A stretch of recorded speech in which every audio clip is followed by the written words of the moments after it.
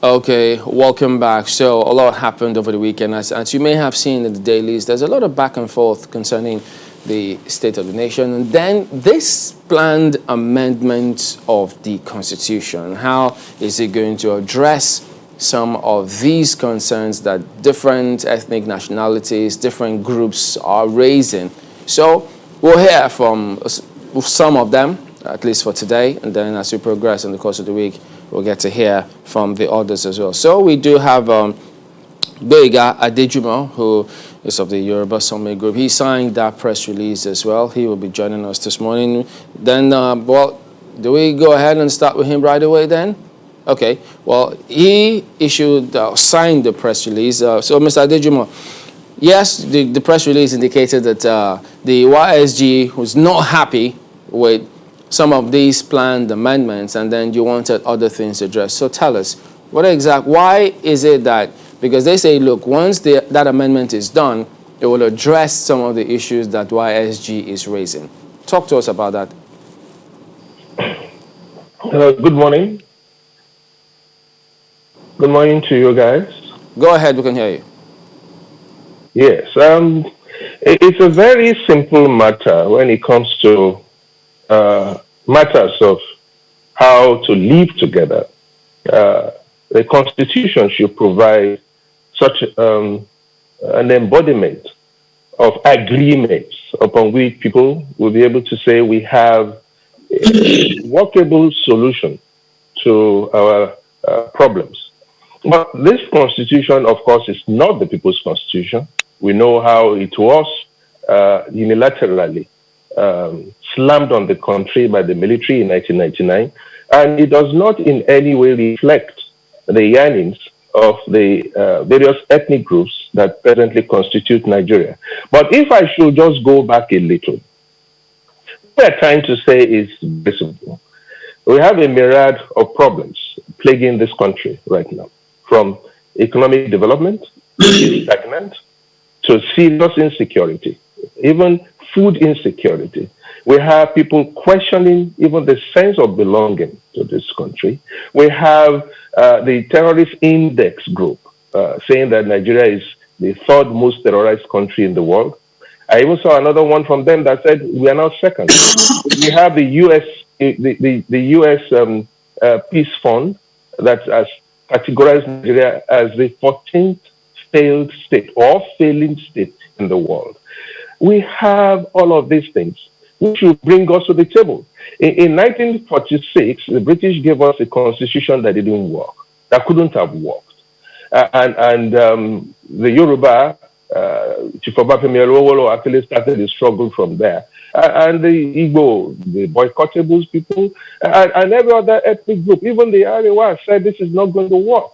So what happened then was a series of constitutional conferences. Remember the 1953 Constitutional Conference, for example. And everything led to the 54 Constitution, which was truly federal, and finally the 1963 Constitution. Since then, we have not actually had the Constitution by the people. It's either that we had a 79 Constitution that was tinkered by the military, and the military still had a constitutional review panel. The people could not have spoken, and then some people would simply come and say they want to review it. So what we are saying is this. We want to have our people's constitution. We want to have a document that reflects how we want to live. We don't want to have a unitary system that camouflages like a federal system. We want to have control over our own resources. We want to have it like every other federal state in the world. We'll be able to say this is what federalism is. This is not federalism, and it's not working. It's simply very straightforward thing. It is not working. Resource control issues making the rounds again. We'll come back to you as well, but we also do have Mahdi Shehu, who is the chairman, CEO of Dialogue Group Limited, joining us online as well. Good morning, and thank you for joining us today. But before you go ahead, and could you respond to where there's some news items in circulation as to you being invited by the DSS? Is that right? Yes, good morning. It is right. I was invited yesterday to go and meet the Kaduna State DSS director. For what reason, I don't know. I am readily available. I will go there.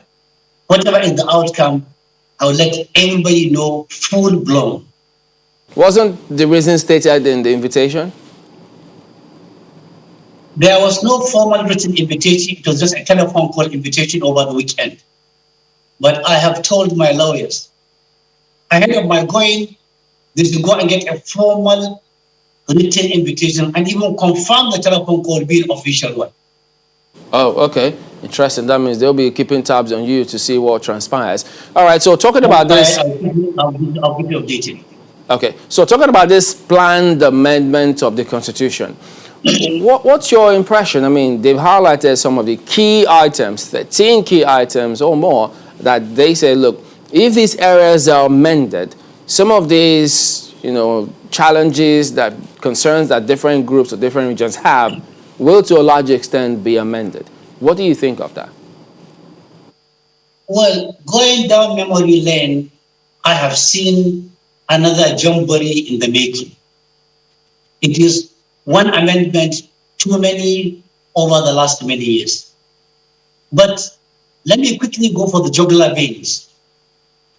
If the amendment is going to make any sense, there are certain fundamental provisions of the Constitution that have outlived their youthfulness and are no more meant for this generation. For example, Chapter 2 of the Constitution, dealing with fundamental objectives and directive principles of state policy, clearly spelled out why government is there in the first place.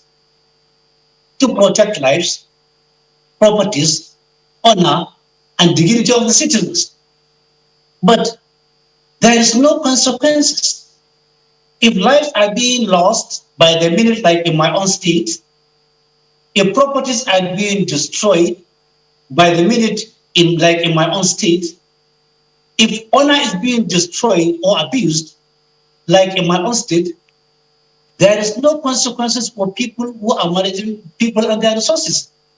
In my own state, thousands have been killed, thousands have been displaced, properties destroyed in billions of naira.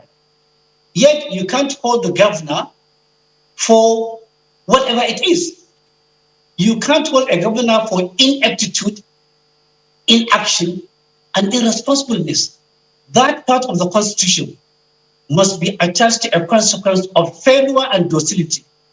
If you have a docile leader, a docile governor, or a docile president, under whose very eyes properties are being destroyed, lives are being lost, there must be a consequences attached to Chapter 2. Otherwise, Chapter 2 makes no sense. Number 2, let me say that part of the amendment should include creating a state police. Whatever may be the apprehension, whatever may be the fear of that police being used by the governor, it is still better to have a state police and also have state-owned intelligence gathering organizations. For example, you pick somebody from Akwa Ibom or from Oyo or from Edo, and you post him to Kaduna State, and you want him to do an intelligence gathering, and you want him to do a community policing. You are taking to an environment that is completely strange, completely unknown, with language barrier, with culture barrier, and everything. Before he settles and becomes part of that community, it may be time for his own retirement. That is the fundamental reason why we should have a state police and dismantle the state, the intelligence gathering organization, and have them by the state. There is no fault, there is nothing wrong with contributing to a central federal police, but let there be a state police owned by the state and funded by the state. Thirdly, I do not see a reason why a president would, by ritual, every year lay a budget before the National Assembly, a budget affecting every part of the country. This money being collected by the federal government from all forms of sources are money meant for the federating units. Therefore, the federating units must be able to prepare their own developmental budget as part of the input for the federal budget, such that everybody will present a development budget peculiar to its own requirements, to its own circumstances, and to its own demands and needs. Not just somebody at the federal government, at the Department of Budget, a minister for budget, deciding to do a road in my state when perhaps the road may not be my requirement. All right. Or maybe digging bore or whatever. Okay, just hang on a moment. We'll come back to this as well. But let's not get on to Abuja. We've got Daniel Obwala, who is the SA to the Deputy President of the Senate on legal and constitutional matters. Good morning. Well, you may have heard a bird's eye view of what their thinking is concerning what they want about some of these amendments. So go ahead and tell us. These sections, those areas that are to be amended, is it 10 or 13 now? Now, having listened to them, will those concerns be addressed? Well, thank you for having me. And we like this kind of engagement because even their expression of concerns regarding the amendment of the Constitution is a clear indication that the call is right because they are expressing their concerns, which now can be pushed further when the conversation for the review starts. And then they will articulate those things that are of concern to them and how they want that implemented. I quite agree with most of what they said in the terms of the things we need to do and amend the Constitution. But for example, the creation of state police. I come from Borno State, and when the army and the law enforcement agents engaged the Boko Haram at the beginning of the insurgency, we didn't have so much of result until civilian JTF was created. And the civilian JTF became now the foundation for intelligence gathering. And sometimes they use them as front lines because they know the people and they are better able to give information relevant for the crushing of the insurgency. And the result is something, that everyone can see in the country, except for recent time that there's an increase in insurgency. And you can apply that in almost every part of the country where local intelligence is helping the law enforcement in curbing that. Now, this is what we welcome. Nigerians have to talk. Those in favor of state police will talk. Those against favor of police will talk. And then at the end of the day, we'll be able to articulate the wishes of the people. Democracy is about the wishes of the people. Democracy is not about shutting people up. You can imagine if the National Assembly go ahead to amend the Constitution without calling for memoranda, without calling for people to express themselves in terms of the way they want themselves to be governed. So that is right. Now, those who are calling for the boycott are not doing so in good faith, in my view, because some of them were participants in the 8th Assembly during the constitutional processes. For example, the spokesman for Arewa Consultation Forum, who was the chief of staff of the former Senate president, participated actively in the Constitution review processes. And some of the amendments that were made in the 8th Assembly, which have now been passed to law, are successfully implemented. Whether you look at the electoral reform, you look at all aspects. People who call for economic development as a substitute for constitutional review may be calling it out of context. Chapter 2 is elaborate about the fundamental objective and directive principles of state policy. Now it is left for the government to formulate policy consistent with Chapter 2 and give deliverables to the people of the country.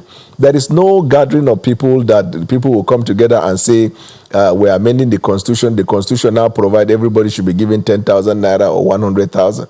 So economic policies are fashioned from the Constitution and sort of other extant laws in order to make deliverables important. Now, some of the items identified by the Senate as part of what they are looking at in the review of the Constitution are fundamental. If you give us time, I will give you elaborately the things we are looking to do. Even those who are calling for devolution of power, for instance, resource control, is still part of the conversation. Come to the table and talk. Give your reasons. And then let's see.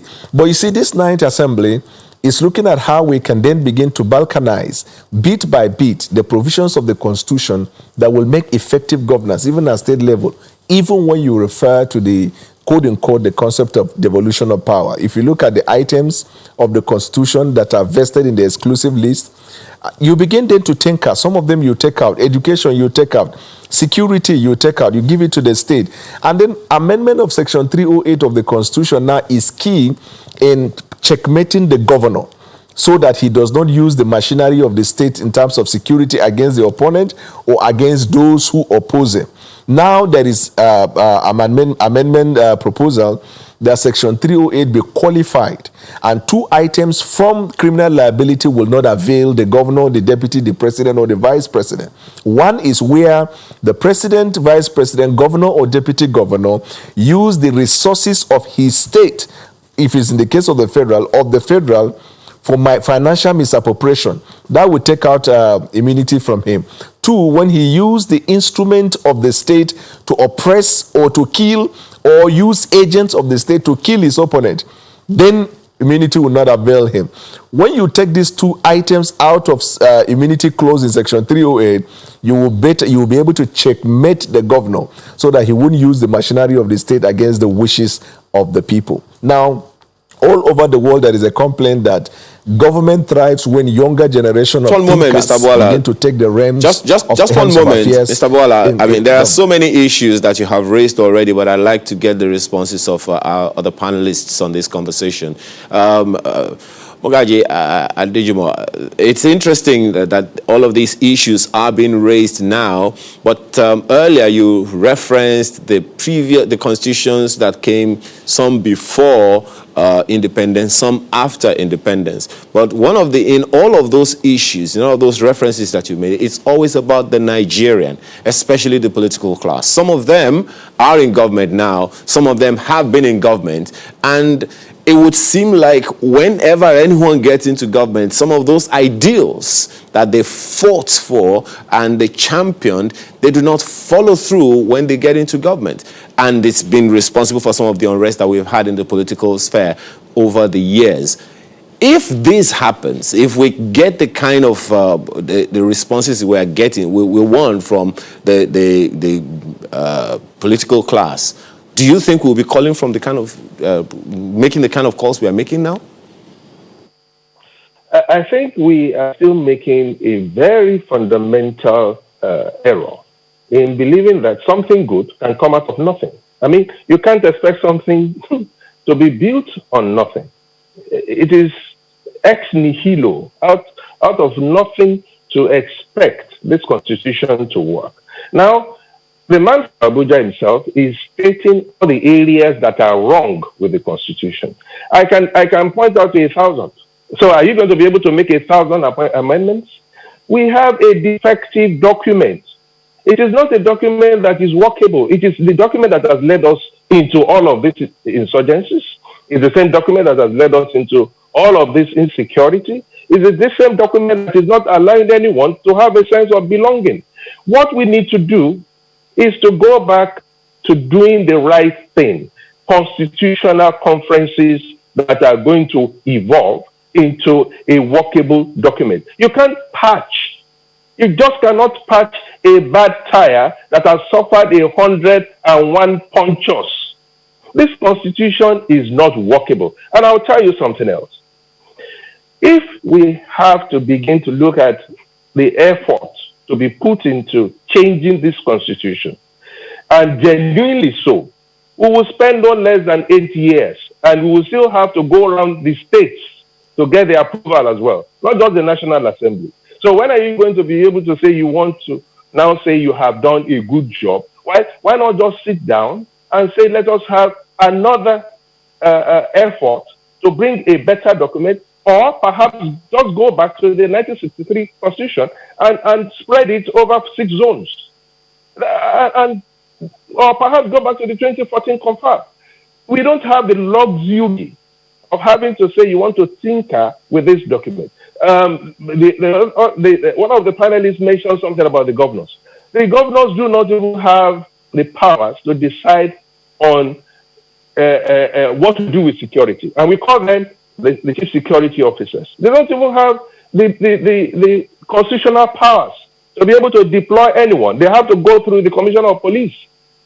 And they have nothing in terms of even community policing, so to say. I look at the Southwest effort that is seemingly looking like we may even have a kind of a regional effort, and they are saying it has to go through the Inspector General of Police. We have fundamental issues.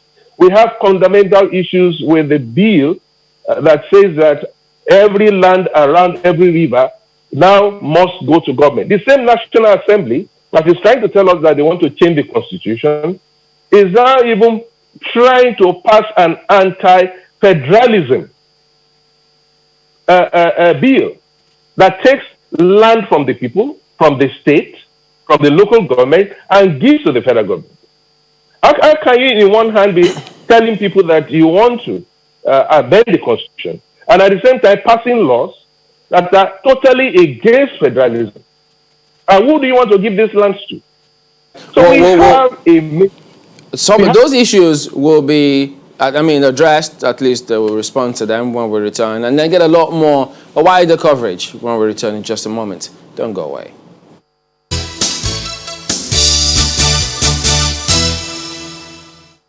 All right, then. Welcome back, Ayo. Well, it will be interesting to find out how Adisho would like to react to what the man from the National Assembly has said. On the one hand, Mr. Adejumo is saying that we need a new constitution altogether, and the man in Abuja, Mr. Bola, is saying what we have we can still live with, especially if we're able to take on within those 10 or 13 items on the list for the Senate to amend. How do you react? Well, my reaction is that first, I hope both congregations of the mosque, the church, synagogues, and other worship centers will continue to pray urgently so that when the amendment comes, members of the National Assembly will pity Nigerians, will have the courage to amend themselves out and become part-time legislators. In years of democracy, trillions of naira have been spent on these people, on their jumbo salary, on their allowances, on their luxury living, on their retreats, and all of their life and living of their families, on their automobiles, of their furniture, of their homes, at the expense of the common man. They have contributed substantially in pauperizing Nigerians and making Nigeria poorer every day. Mr. Cho, when we speak like this, we're talking about all the, the common man, developmental issues. It would seem like we're just speaking over their heads. It would be nice to hear some specifics. For instance, and we'll come to a list of the thematic areas that the Constitution review is being focused on at the Senate. So specifically for you, what are those issues that are crucial? Are you saying that we should call for a brand new constitution, or you say that those reviews would suffice? Dilute the center. The center is too powerful. The president of Nigeria has so much power that it takes only the grace of God not to produce a despot. A situation where the constitution gives the president the power to do everything, the power over everybody, is not healthy for Nigeria, is not healthy for Nigerians, and is not healthy for the future generations of Nigeria. Therefore, dilute the power, decentralize, strip the president of fundamentally 70% of the power he enjoys now, take it back to the regions, take it back to the state. So at least we can have a breathing space. But for now, the power arrogated to the president by the constitution has asphyxiated all Nigerians. We are gasping for oxygen. Please amend that aspect. Okay, just to be clear, you are calling for a review, an amendment, not a new constitution in its entirety, right? We have more than enough a working document. Secondly, please, if we are not I didn't quite get that. Pardon me, I didn't quite get that. Just so we can be sure on what side you're on. Are you calling for a review or a new constitution? Or maybe something else? I want an enhancement of the current provisions of the Constitution that are faulty, that are outdated. Will be a review then. Well, let's take it to Mr. Bwala, because Mr. Bwala, you've listened to Mr. Digimo say, well, if you see a tire that has been punctured 1,001 times, what's the point trying to patch it? He believes this is patching, and he doesn't exactly trust the National Assembly, seeing that statement that was put out. So in the context of what he says there are 1,001 issues, and he actually said he can name all of them. Do you think these 13 thematic areas which the Senate put out, do you think they can handle and address these 1,001 concerns? Yes, they would definitely address those concerns. And sometimes it saddens my heart when I hear, with respect, eminent Nigerians saying things like they don't have confidence in the National Assembly. That means you don't have confidence in your vote. You see, the law recognizes the National Assembly as the legislative branch of the government. You cannot do without them. And then secondly, the issue of the confab, he made mention of the confab conference. So we're on the same page, because the confab conference report is part of what this review of the constitution process would seriously consider. And most of the concerns expressed by Mr. Boyega are in that confab conference document, which is now going to form part of what the present review process will engage in. So we welcome him to come and make articulation of the things he wants. Now, when you say it is like a tire that is punctured, there is nothing you can do about it. From 1960 till date, have we not made progress as a nation?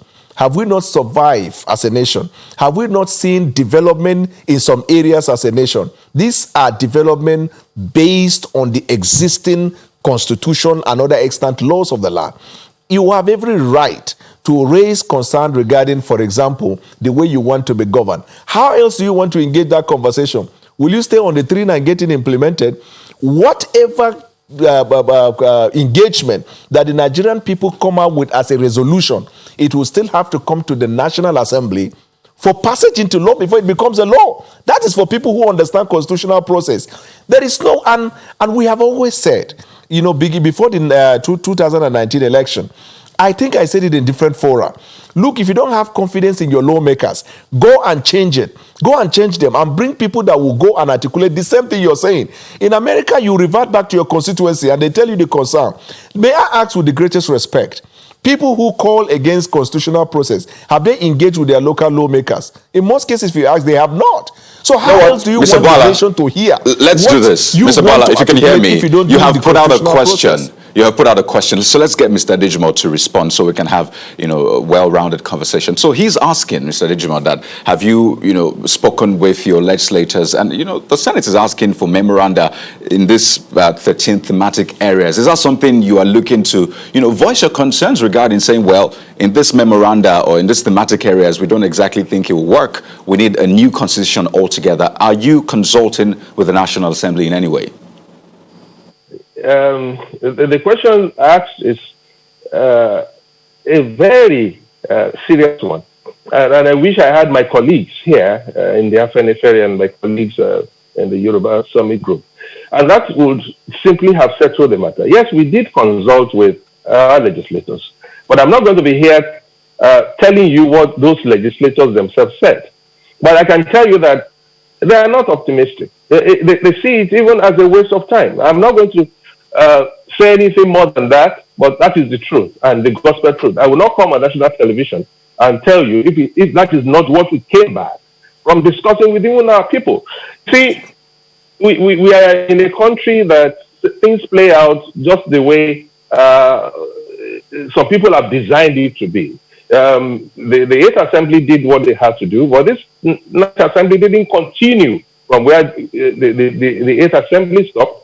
And suddenly now there's agitation everywhere, and people are talking about self-determination, among other things. And people are raising all manners of questions and queries. And suddenly now they want to send us on the wild goose chase of having to bring memorandum. What memorandum do they want? If they have the 2014 confab report, why don't they go ahead and start implementing it? What do they need from us? I'm sorry, I have to finish this. What do they need from us in that respect? Let me quickly just say this about what I meant when I said this document is not workable. the 774 local government structure, for example. Since 1979, Lagos has had 20 local governments. Kano has been divided into Jigawa and Katsina. Between Kano, Jigawa, and Katsina, with the same population of Lagos, over 100 local governments with 100 members of the House of Reps, representing a state that was just as Lagos was, and Lagos still has 20 local governments. And you want to tell me that there's going to be a constitutional review that is going to take care of all of this in one fell swoop? We're not simply just going to be bamboozled with the kind of sweet talk coming from Abuja. We know the fundamental problems that are wrong with this constitution. Between 1946 and 1963, we had 4 constitutions in this country. We had the 54. Okay, just hang on a minute. You know, we have other people as well. So let's get to Godi Wazirike. He's joined us now. He's a legal practitioner. He's also, I think, former president of Aki Kinga. He was at one of the confabs that was held where some of these issues were addressed. So could you tell us, what is your latest thinking now about this plan to amend the Constitution by the National Assembly? Well, this plan to amend the Constitution right now, I would say it's on the right track, but there is a way to do it, and then it will have credibility. What do I mean by that? In 2014, we spent months getting the report for a constitutional amendment ready. And here is it. We worked hard, we worked day and night. Let me say without any fear of contradiction. The best branch in this country sat down and worked on it. And what did this government say? We're not interested. We don't even want to look at it. Now, 2.5 years or 2 years plus, for the next election, we are being told there will be a constitutional amendment. They are even embarking on those rudimentary elements which would have been done 1 year ago. So, suddenly you now find a situation where we will now get stuck. If in the next 1 year and a half we don't have it ready, then it's another effort. So, in this country, we will be serious. I don't believe that these people are serious about amendments. But whether it's, let us give them the benefit of doubt that they mean well. But whether there is need for constitutional amendment, yes, there is need, and it must be done urgently by men of goodwill. Whether they will now go about and want to amend, they will not do anything about the regulation of power. They will say, wait. In that document, which you say was produced, I hope you can hear me. So does that suggest, or does it mean that as a result of the production of that document or coming about that outcome, you're not asking for, as several people have said in their own words, a brand new constitution? If those amendments were incorporated, that will suffice? Yes. In fact, we even have a draft copy of the constitution, part of the draft copy. And some people were apprehended, they were producing a copy. We said, no, it's a draft to the National Assembly, and it was sent to the National Assembly. So reinvent the wheel is of no use.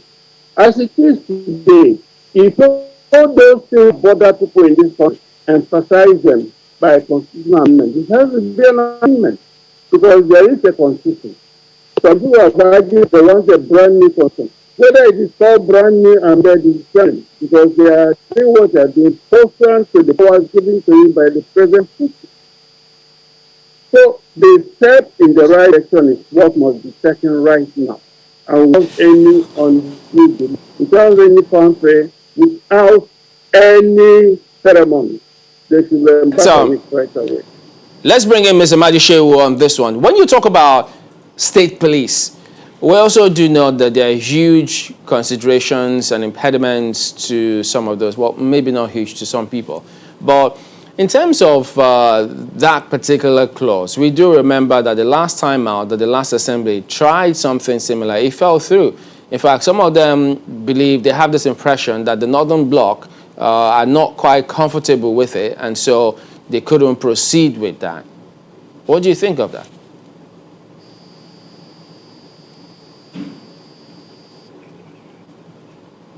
Mr. Madisho, we're trying to get you in. If you can hear us, or mute yourself and then go ahead. I can hear you well. Can you Go hear ahead, me? please. Yes, go ahead. I said that the issue of state police being opposed by the North is in the past. Events in the last 10 years have convinced any reasonable Northerner that state police is the way to go in checkmating the issue of insecurity across the states. Let me also say that as part of the requirements for review of this constitution, it's either we do away with the local governments because it appears governors are not going to allow local governments to work, or we devise a way and means of making them independent in the real sense of the word. Because as it is now, they have been completely hijacked and taken over in operation and finances by the governors. In my own state, 34 local governments collected over 300 billion naira in 59 months, and there is no local government with a single 50 million naira developmental project that you could see beyond payment of salary of primary school teachers and local education authority teachers. Local governments must be seen to be accepted in the constitution, or if we don't want them, or if we don't have the courage to insist that governors recognize them and leave them alone, we should remove them or remove the states so that we have a federal government along with the 770 or 9 billion or 9,000 local governments as the case may be, so that this interference, this hijacking of money and local government structure by the state governors will come to a stop. I also want to add that part of the powers of the president is to appoint ambassadors and diplomats. I call on our legislators, please look inward and ensure that we have international diaspora communities with Nigerians all over the world. When you're appointing diplomats, please look at the diaspora and appoint them from that community of diaspora to minimize cost and to ensure that those you're appointing are conversant with the job, more than this career and non-career diplomats that keep on gulping huge sum of money in the name of diplomacy. Mr. Shehu, the first thing you said about the local governments gives me a little bit of concern. It would seem like we seem to pick and choose based on who is in power at any time to obey whatever aspect of the Constitution that we want to obey. For instance, the Constitution is very clear on the powers and the status of the local government administration, the third tier of government in Nigeria. But just as you are saying, a number of people would agree with you that it depends on which governor is on seat at any given point in time that will determine whether or not a particular local government system will work or not. What do we do about that one? Because the Constitution is very clear on that. So it's not a problem of Constitution now. It's a problem of us living by the tenets of it. Well, the issue is you need a God-fearing governor, a sincere governor, an honest governor to look away from the funds of the local government. The attraction is the funds of the local government. Put together, local governments collect more money than the state on aggregate. Therefore, the attraction is for the governors to hijack that money. It is only the money they are after. Therefore, the solution is to devise a way and means of making it a criminal offense, punishable heavily for any governor who tampers with the finance of the local government under any guise. Like in my own state, the moment the federation accounts of the local government hits their own account, the state government under Ministry for Local Government will hijack the entire money and place it under the so-called joint account, which is an illegality. In that joint account, in 2017 alone, 2018 and 2019, there was a clear theft, misappropriation, misapplication of over 140 billion naira local government fund that cannot be explained by any responsible person, neither in projects nor in any economic activity that is measurable and seeable and measurable and verifiable by people. Okay, well, so the thing about that is we don't have any of those documents before us, right now, so we can't address them specifically to raise those concerns and be able to clarify them. Perhaps when we do have them and get those parties, then we can focus on them.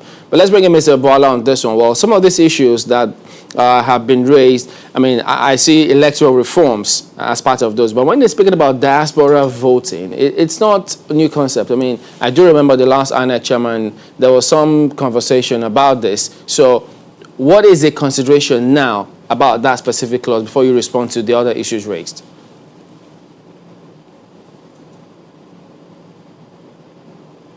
Of the Senate in his private capacity has sponsored a bill for diaspora voting that will permit Nigerians abroad to vote.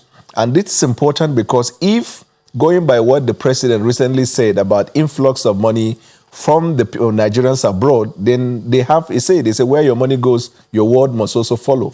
So they should be able to express themselves in terms of the people they are electing to govern, even though the people will govern the country in their absence, but whatever happens in the country also affects them because they are Nigerians abroad. So in his private capacity, he has sponsored that. Secondly, the deputy president of the Senate in his private capacity has also sponsored a bill for, in response to what Mahdi talked about, local government, for complete autonomy of the local government from the state. The funds will go directly to the revenue of the state. The state will be able to have their own legislative branch in lawmaking on matters that falls within their purview. Now, these are worthy development.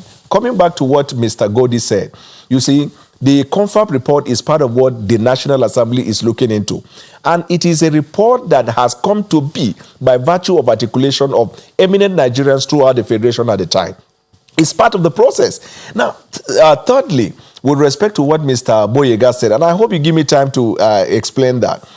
When I feel sad that lawmakers, because it is, I can't quote him, I can't quote it since he didn't mention the lawmaker. But I know for a fact that the entire National Assembly are at Eden to the procedure for the amendment of the Constitution. And I guess that Nigerians should be able to look at this from this perspective. If as a country, we cannot have hope in calling our legislators to bear our mind in the National Assembly, then what hope do we have in saying that we are running a democracy? If your lawmaker, your representative, says, I cannot articulate what you talk about in the National Assembly because it is a shoddy thing or something that cannot work, there is in this constitutional process what is called power of recall. You recall him and send somebody that will be able to speak your mind. If he tells you that, I don't even want to talk about it, if he's confident, he will go to the media and say, I am in opposition to the amendment of the Constitution.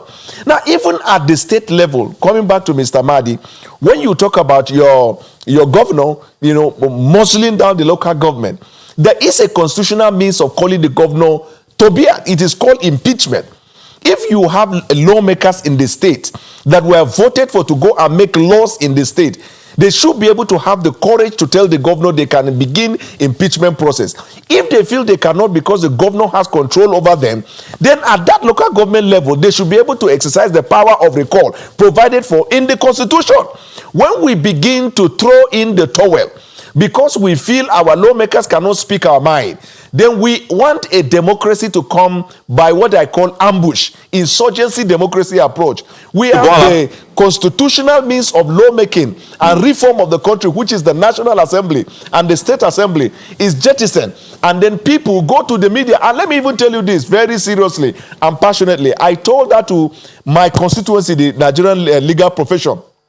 Whenever there is a call for memoranda to come and speak, interest group come to speak, you will see people from civil society organization there. You will not see lawyers articulating their interests. The same thing, constitutional reform process cannot happen in the media. These eminent Nigerians, when they call for memoranda and they respectfully ask them to come and speak, you will not see nobody there. How else do you want to fashion a constitution that will be for the good of the people when you cannot speak? Now, Mr. Mahdi, with the greatest respect, I'd like the way you articulate things here. Mr. Boala, just a moment. But you should be able to come to the National Assembly and speak. Okay, Mr. Boala, clearly you have given them an invitation. I'll be waiting to hear what they have to say about that. But Mr. Dejimo spoke about representation, local government formations. In fact, in the statement that was put out, he says that they don't think that the ethnic formation of the National Assembly can achieve this desired constitution that we're hoping to achieve. You recall the example he gave about Lagos and Kano. And I'm thinking, those 13 thematic areas which we keep referring to yet again, will they handle them? Let me tell you, there is this thing called lobby. In lobby, if I need something and you need something, I will come to you and tell you, Mr. Akelu, I want you to support this agenda that I'm pushing in the National Assembly. I will in turn support that one. If I'm able to, and I know because the little time I've spent with guys in the National Assembly, I've been able to see that there's nothing like the North, South, West, and the rest. These guys are elite in their own right, and they push agenda for each other, irrespective of the feeling of regionalism or ethnic bias. And so we don't exercise this power of lobby. We do not. And so we think that because the Constitution of the National Assembly as it stands by means of representation might work against what we are thinking, we don't even make the singular effort of beginning a conversation towards the process. Now, in any case, if you have a doubt regarding the possibility of a reform of the Constitution, tell your lawmaker to go there and begin to speak so that the people from the constituency will hear that he is speaking, that look, we don't agree to this fact. Until your lawmakers are in the National Assembly speaking, don't believe them. We are working together for the good of the country, and I believe in the lawmakers' decision. We need to go to break right now, but we'll come back and get everyone's closing comments, starting with, okay, well, just give us a moment. We'll be back.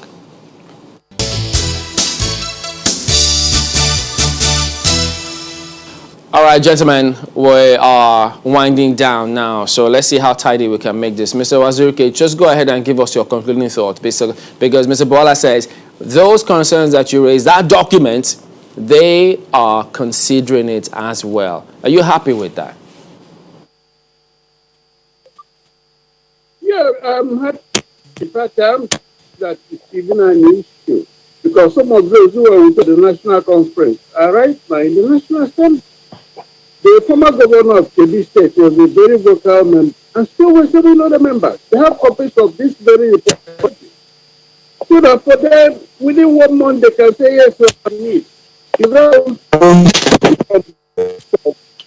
All the zones, on base of all tribes, wherever you come from, nobody wanted to know. All they knew was, what do my people want? And let me say this without any of contradiction. The middle belt was the major beneficiary of that conference because we were able to solve almost all their problems, including the creation of states, including the quality of zones, including the reduction in the powers of the federal government and reduction in their allocation, both of them in favor of the states and the local government. We also said, let us abolish government. Okay. Now, what will happen is if Lagos wants to have 1,000 kilometers, what I can afford it, go ahead. Then it goes for Kano. Don't get a cover from the federal allocation. Those are some of the key issues.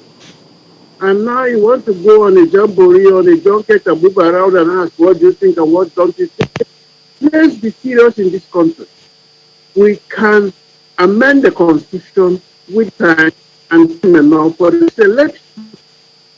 If in the year 2022, say of amendment, it may not fly. All right, let's bring in, pardon me for that. Let's bring in Mr. Adejima on this. Your closing thoughts in 30 seconds, we'll be happy with that. Thank you. I'd like to answer a question and pose another to Mr. Bola. Mr. Bola said we've been having some kind of growth and development in this country. And my question to him is this. Can we compare the level of growth from 1951 to 1959 or perhaps 1966 in Nigeria with the kind of growth that we have had thereafter? We had a series of firsts in Africa in the whole of the West in those periods. We had the best of universities and consulates abroad and educational as well as agricultural establishments that can rival with anyone in the world. And we were doing as well as some countries of the Asian continent. We had real growth in those days when we had a structure that was working. What we are having now is not working. The structure is bad. What the structure has produced are transactional politicians who would perhaps not even be the kind of politicians that you want to say will represent the true interest of the people. Everything has become monetized. This structure is simply wrong. All right, then let's bring in Mr. Shehu. Give us your concluding thoughts as well. on legal matters proffered an impeachment as a solution to the hijacking of local government structure and finance by the governors. That may work somewhere. For instance, again, in my own state, all the state legislators are government contractors. Therefore, there is no way a contractor will impeach his own principal. They are currently not only dozy, but they are sleeping and have gone into deep slumber in the face of monumental stealing of public fund. If such are the legislators, God save the electorates, God save Nigeria, and God save democracy. Okay. Well, Mr. Bwala, to your concluding thoughts and your response to Mr. Adejumo's poser, answer this. You heard what Mr. Madi Shehu said the other time about the Constitution and how that some government cherry pick which of the aspects, which of the provisions to comply with.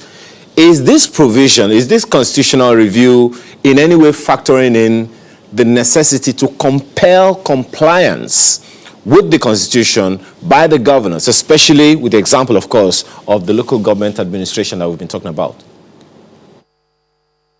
That's the point. The point raised by Mr. Ahmed is a valid one. So Mr. Ahmed can then come forward and then give us a proposal of what he thinks should be done in order to take care of the concerns he has raised. I'll be happy, even privately, to engage with him and see how we can formulate a bill in that regard. That's the whole idea of constitutional process. It's not because you are concerned or you are afraid or you feel disappointed, then you stay away. The more you stay away, the more the government is run contrary to your expectation. Democracy is about articulation. Back to Mr. Boyega.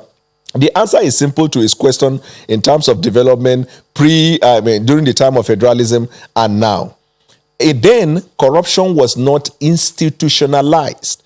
You see, today a lot of people call on the president to do what their governor ought to do, and they have failed to call the governor. I have not had any conversation across Nigeria where people are talking about their governors. Every conversation is about the president. And if you look at the Constitution, there is a greater part of governance that is given to the governor. So we just lose hope in their ability to checkmate the governor. In the same way, we lose hope in our ability to checkmate the president. If the president does what is wrong, impeach him. If the governor does what is wrong, impeach him. Nigeria is a nation of process. It's not limited to one man, one term, or two terms. That's the whole idea. Now, but Mr. Bwala, I agree with Boyega. Even Mr. during Bwala, those times, the north where I come from, it produces. Okay. I just want to jump in and say, look, there are those who think that when you talk about them impeaching this or recalling this, they say, look, you live in this country, you know the process. You've seen what happened, how they try to recall some people. It's easier for a camel to go through the eye of a needle than for you to achieve any of those in this country.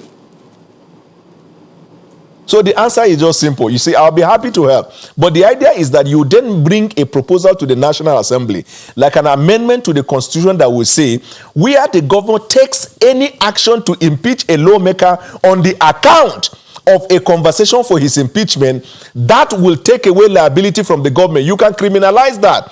You can also take away the powers of the governor from taking steps to deal with anybody who raises question of impeachment. It can come by way of alteration to the Constitution. Once it becomes a law in the Constitution, the governor stays away from it, because attempting to do that will mean that he will lose his seat. Listen to me, and Nigerians listen with the greatest respect. There is nothing that cannot be done through constitutional process. Nothing at all. Including that conversation they are talking to determine whether or not we want to exist. It is when father and mother, girlfriend and boyfriend, business partner and business partner sit down and talk before they fashion out a way. The minute you lose confidence in the other party because you think it has happened in the past, nothing has happened. We have discussed in the past, nothing has happened, therefore we can't talk. And in closing, my brother, let me tell you, when the president won the election, immediately they throw the confab report to him to implement it. When the man who instituted the confab conference himself, President Jonathan, did not bring that to law. And this is a president who just came new. He needs to sit down and study.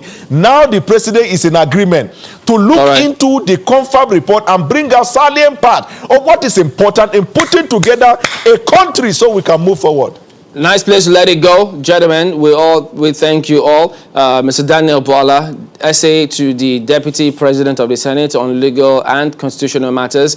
Mr. Gboyega Adejumo, Publicity Secretary of Yoruba Summit Group, as well as Mr. Madi Shehu, rights activist, and he's also the CEO of Dialogue Group Limited. Mr. Godi Owazirike, a legal practitioner, member of the 2014 Confab, and the former president of Aka Ikenga. Gentlemen, thank you all for talking to us today. We will be back in just a moment. Don't go away.